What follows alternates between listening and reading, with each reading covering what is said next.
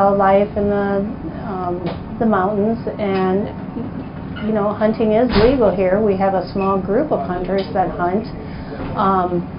Of course, the wildlife group, it upsets them because they know the history of the wolves in Yellowstone. But when somebody is legally hunting, there's not a whole lot you can do about that.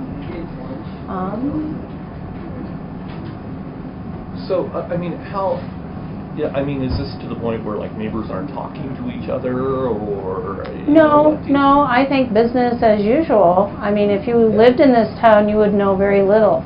We're hearing more from the outside world coming in, and the controversy out of the park, and some of the wildlife groups and the groups that are online. We've heard a lot more. I know there's a lot of talk about it in Billings and Bozeman and the surrounding areas. Is that bad for business? I feel when people don't have the correct information, it's bad for business. I cater to a lot of the wildlife groups in the summer and winter, and they are a big chunk of my business, both seasons.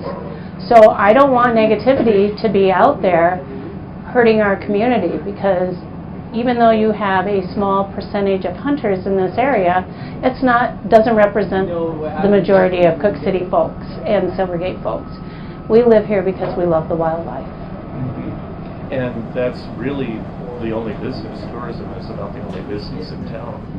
Our snowpack is low this year, so we're not seeing our regular snowmobilers as usual. Hopefully with the snow that's coming down now will help, and February will look better for us. It's definitely a different year than last year. Last year we had more than enough snow. This year we're lacking snow, so still enough to snowmobile though. So tell me about it. When I first arrived here today, there were two large groups. Your restaurant was full all the way. Two large groups of people who were having lunch. Is that fairly typical? Yes, it is in the seasons. My wildlife groups are just really now getting started for winter. So January, February, March, I'll have wildlife groups. Then it kind of calms down till summer. And then, of course, in summertime, we'll have all kinds of wildlife groups and photography groups coming through.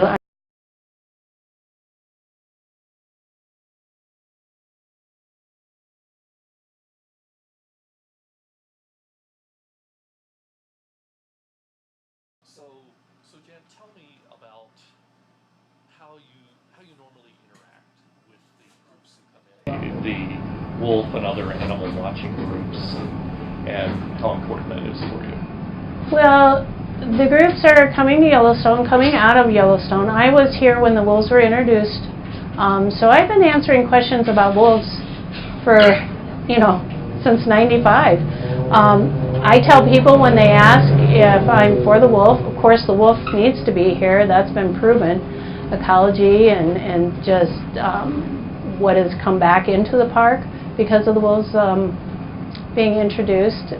But I also believe that the wolves need to be managed, and I think Montana does a really good job of managing the wolves. Unlike different states around us, they have little tolerance for the wolves, and I think Montana does a good job. They let people take care of their livelihood, whether it be ranchers or neighbors, and I feel like you do need to protect your stock and your pets, so I'm all for that, and I think Montana does a good job of that. Proud of Montana for that. Now, recently there was a dog killed by some wolves here, and I talked to the FWP folks yesterday about that. They assured me that they don't have a plan to go out and eliminate the wolves, to kill the wolves or anything like that. But does that make people nervous, or are folks here pretty accustomed to living? Just about everybody in Cook City has a dog.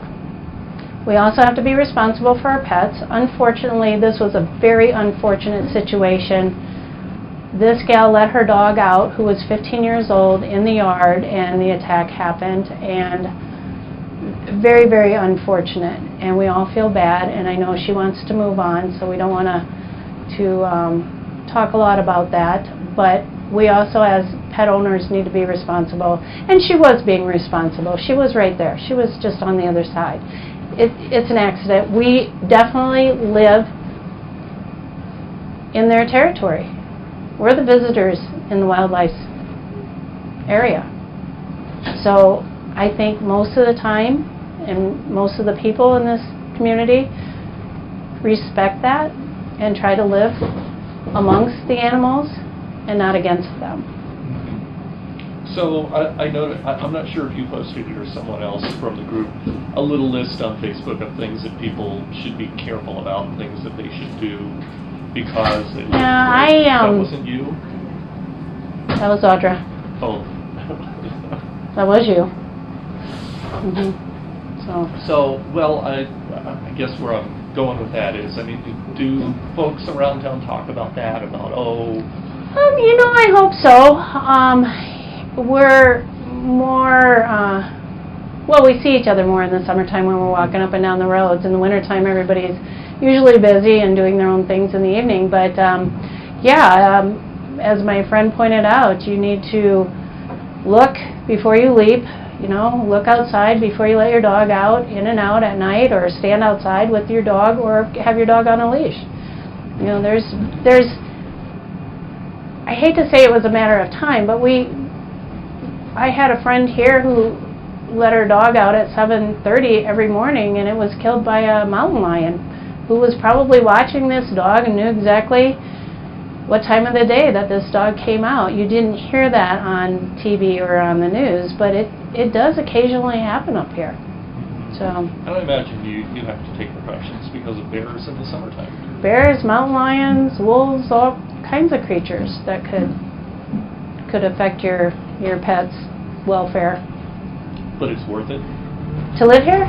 Oh, absolutely. Who gets to go up, get a drink of water and see moose walk by their yard? Yeah, I wouldn't give it up for anything. Everything you see in Yellowstone, I see in my yard. And I'm very blessed for that. I'm very fortunate. And you think a lot of people in town feel that way? Oh, the majority, yes. I just want to go back a little bit, and I know you're not completely comfortable with it, a little bit. What would you say the split is in town? Are people split 50-50 over the wildlife issue, or is it 75-25? Let's say 80-20. I'm really not sure. When I moved here back in 95, I just saw this area as a live and let live area, where if what your neighbors are doing is not affecting you, then you should just live and let people do what they want to do. As far as hunting up here, if they're doing it legally, there's nothing anyone can do. But that's, we shouldn't have to pick and choose between hunting and wildlife. We have all kinds of people that live here for all kinds of reasons. But I think the majority is for the wildlife and for the scenery and for the activities. Hunting, fishing, camping. World-class fishing goes on here. People come from all over. People look at us and say, do you know how lucky you are to live here? And I say, oh, yes, I do. You talked about setting the record straight. When groups come in and they come in with their tour guides, are you able to talk to them and kind of... I am. I just had one person ask me about what was going on, and it was, I said, it's been bad, but it's getting better. We just don't want people to think that we're baiting wolves in, because that's not true, and that's what's been out there. And I think that's what has upset everyone. That's not what Cook City folks are about. We're here because we love the wildlife.